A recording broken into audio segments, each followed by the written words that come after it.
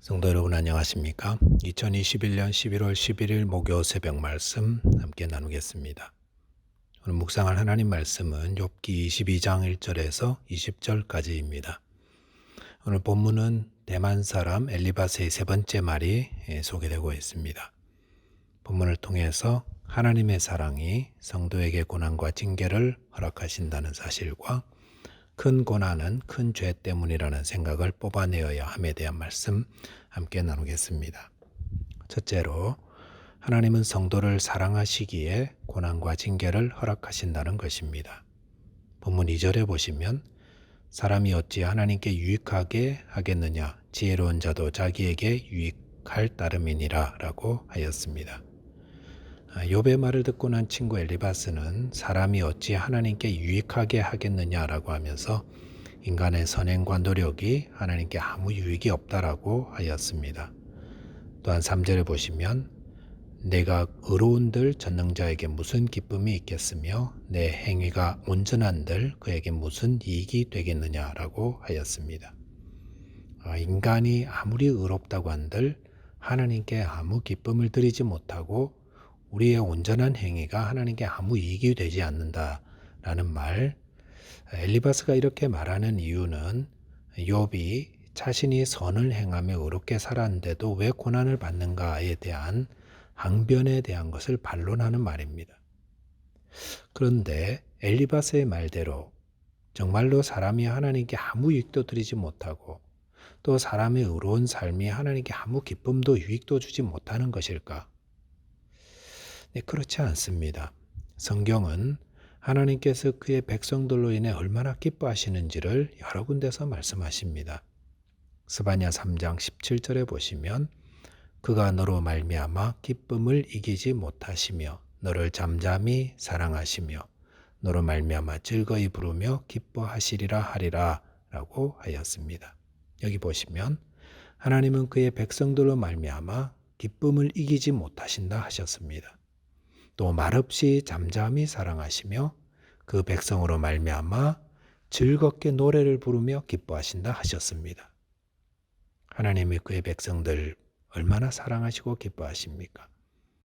이사야 62장 5절에 보시면 마치 청년이 처녀와 결혼함 같이 내 아들들이 너를 취하겠고 신랑이 신부를 기뻐함 같이 내 하나님이 너를 기뻐하시리라 라고 하였습니다. 청년과 처녀가 결혼할 때 두 사람은 얼마나 좋아하고 서로를 기뻐합니까?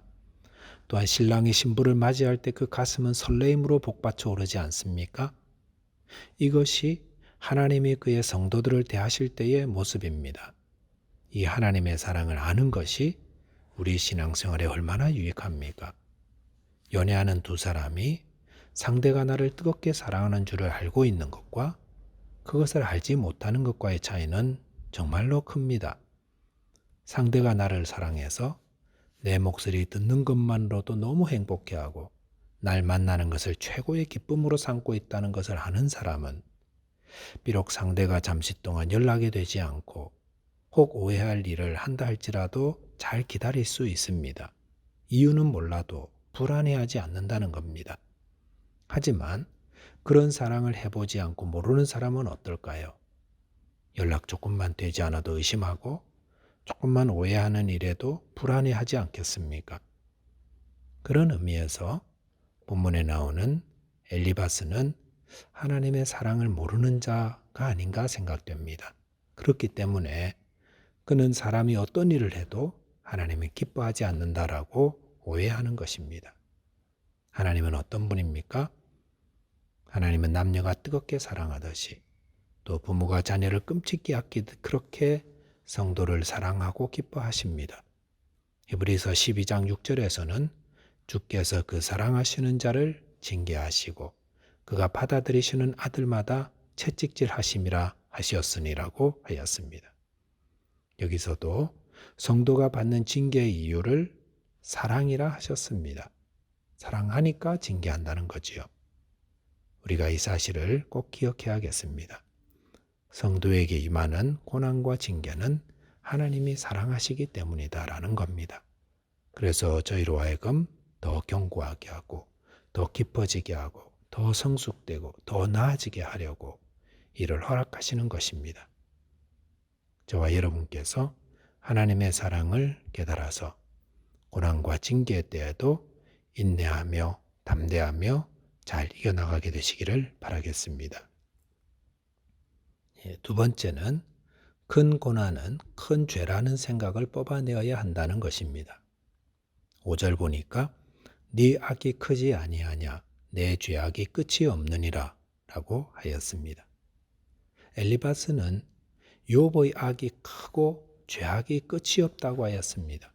그러면서 6절 이하에서 욥의 죄악을 구체적으로 나열하였습니다. 자, 6절 보니까 까닭 없이 형제를 볼모 잡으며 헐벗은 자의 의복을 벗기며 라고 하였습니다. 이것은 가난한 자들에게 돈을 갚지 않는다고 터무니없는 것을 담보로 요구하고 또 입고 있는 옷을 벗겨버리는 피도 눈물도 없는 사람을 말합니다. 7절에서는 목마른 자에게 물을 마시게 하지 아니하며 줄인 자에게 음식을 주지 아니하였구나라고 하였습니다. 누구든 목마른 자를 보면 물을 주려고 합니다. 배고픈 자를 보면 음식을 나누어 주려고 합니다. 그런데 엘리바스가 보기에는 욥은 그런 기본적인 인간성마저 상실한 자로 보았습니다. 8절 보면 권세 있는 자는 토지를 얻고 존귀한 자는 거기에서 사는구나라고 하는 말씀. 이것은 부당한 방법으로 부동산을 구입하고 불의한 방법으로 재산을 증식시켜 나가는 자를 말하고 있습니다. 또한 9절에 보면 너는 과부를 빈손으로 돌려보내며 고아의 팔을 꺾는구나라고 하였습니다. 성경에서 과부와 고아는 특별한 보호 대상이고 이들을 학대한다는 것은 하나님께 큰 죄를 짓는 것입니다. 엘리바스는 욥이 이런 죄를 저질렀다고 구체적으로 나열하고 있습니다. 그 내용들을 보면 그것은 사람들이 상상할 수 없는 나쁜 사람들의 모습입니다. 하지만 욥은 엘리바스처럼 그렇게 악한 삶을 살지 않았습니다. 욥은 하나님이 인정하시는 삶을 살았습니다. 욥기 1장 8절에 보시면 여호와께서 사탄에게 이르시되 네가 내 종 욥을 주의하여 보았느냐? 그와 같이 온전하고 정직하여 하나님을 경외하며 악에서 떠난 자는 세상에 없느니라라고 하였습니다. 이 세상에 욥만큼 하나님 앞에서 온전하고 정직하며 하나님을 경외하고 악에서 떠난 자는 없다고 하였습니다. 그런데 엘리바스는 무엇라 했습니까? 네 악이 크지 아니하냐 내 죄악이 끝이 없느니라 라고 하면서 욥이 하지도 않은 일들을 실제로 행하는 것처럼 이야기하며 욥을 정죄하였습니다. 엘리바스가 왜 이렇게 말하는 걸까요? 그것은 고난은 죄의 결과이기에 죄의 크기에 따라 고난도 커진다라고 생각하기 때문이라 할 수 있습니다. 그러니까 그런 틀로 바라보면 욥이 당한 큰 고난 당한 사람은 찾아보기 어려울 정도이니 결과적으로 욥은 어마어마한 죄를 지은 것이다 라고 엘리바스는 정죄했던 것입니다. 누차 말씀드립니다만 우리는 고난이 크면 죄도 크다고 생각하는 경향들이 있습니다. 그래서 큰 고난은 큰 죄 때문이다 라고 생각하는데 이것이 얼마나 잘못된 것입니까? 엘리바스는 고난의 크기를 통해 그 사람의 죄를 추측해내어서 이 땅에서 가장 의로운 자를 가장 악한 자로 비난하였습니다. 그러면서 고난받는 욥에게 더 큰 고통을 안겨주었습니다.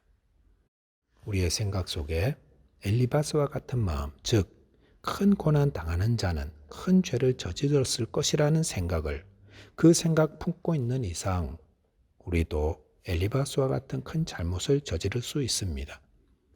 그러므로 저와 여러분들이 주님, 제 마음에 큰 고난은 큰 죄 때문이라는 잘못된 시각을 뽑아내어 주시고 고난당하는 자를 긍휼히 여기는 자 되게 하여 주옵소서라고 도움을 구해야 할 것입니다. 말씀을 정리하겠습니다. 하나님은 성도들을 사랑하시기에 때로 징계를 허락하십니다. 또한 큰 고난은 큰 죄라는 잘못된 생각을 뽑아내도록 주님의 도움을 구하시기 바라겠습니다. 기도하겠습니다. 하나님 아버지, 주님의 말씀을 통해 하나님이 우리를 얼마나 사랑하시는지를 알려주셔서 감사합니다.